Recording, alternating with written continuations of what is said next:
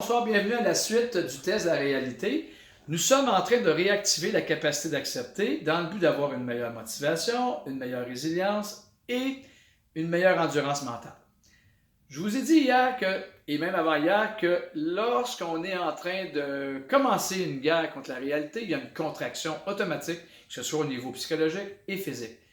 Quand je m'aperçois que je suis en guerre contre une réalité, je dois aller la tester par 4 questions. Allons voir les 2 premières que nous avons eues hier avec l'exemple de la personne commence ses vacances, il a fait beau tout l'été et là, il fait pas beau, il pleut. Et la personne commence à maudite pluie, etc. Et là, elle se rappelle cette petite capsule et commence à vouloir se calmer en se posant les 2 premières questions qu'on a vues hier. On fait le résumé. Est-ce vrai qu'il pleut? Hein, oui, c'est vrai qu'il pleut. Est-ce vraiment vrai qu'il pleut? Ouais. Ce que je vous dis, c'est que lorsqu'il y a une acceptation, oui, il pleut, c'est vraiment vrai qu'il pleut, il y a une détente, un relâchement. Encore une fois, je vous entends penser, dire mais non, mais ça relâche pas tant que ça. Le but, c'est pas que ça relâche beaucoup. Le but, c'est que ça relâche un micro tant soit peu. Parce que parfois, ces petites différences-là nous aident à nous apaiser et se placer en mode solution et réflexion. Calmer l'amygdale. Bon, je vais aller lentement parce que par la suite, ça peut un peu plus se complexifier. Vous venez de répondre oui, oui.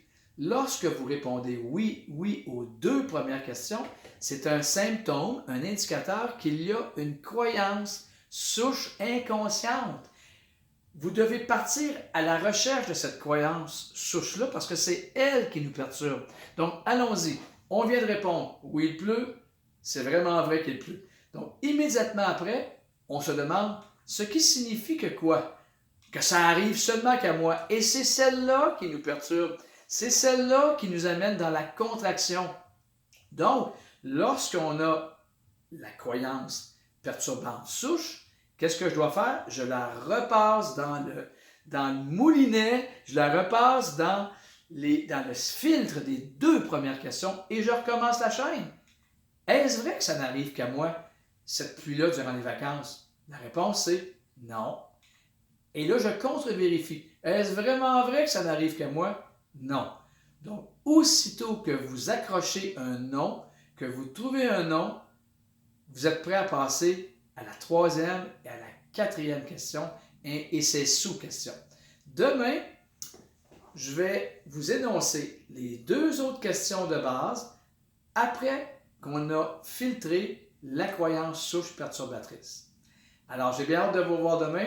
Au plaisir et posez-vous des questions. Est-ce vrai? Est-ce vraiment vrai? À demain!